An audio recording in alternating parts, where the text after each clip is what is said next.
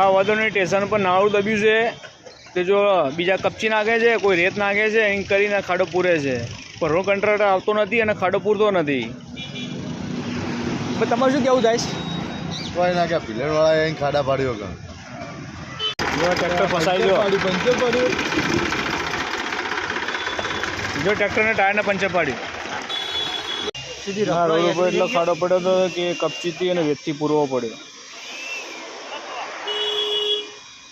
આપણો એગ્રી થઈ ગયો.